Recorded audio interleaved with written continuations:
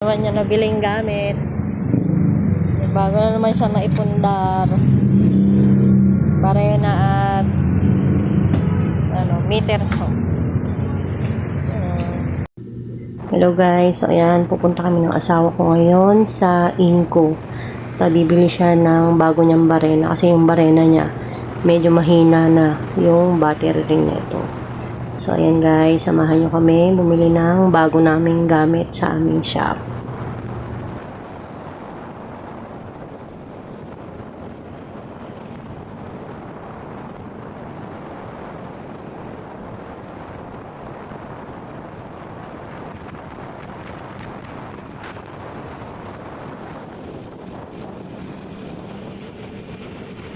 So, ayan guys, andito na kami sa Inco at namimili na ng barena na bibili ng asawa ko. Ayan, pumipili na siya dyan kung anong bibilihin niyang barena. So, ayan guys, nakapili na ng bagong barena yung asawa ko. Ayan, pinapaliwanag ni Sir kung ano mga dapat pindutin dyan, kung anong paano ikot-ikutin or paano pagganahin siya ng maigi, pag gagamitin mo sa bakal, sa wood, ayan. Pinapaliwanag niya maigi kung anong dapat pindutin, ikutin, ayan.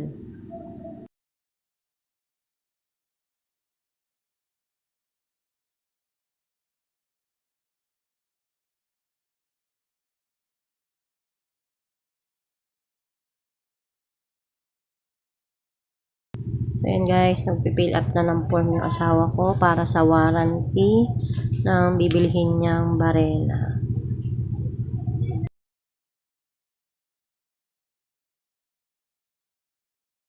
So yan guys, tapos na siya mag-fill up ng form. Yan, nag-ikot-ikot muna kami. Then nag-uusap kami kung bibilihin niya ba talaga yung meter. So,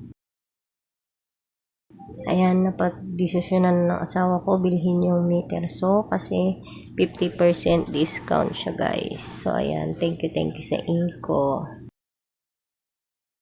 Yan guys, yung meter so na cordless. Yan, nakabili na rin yung asawa ko para sa aming shop na mga gamit namin kahit hindi na siya disaksak.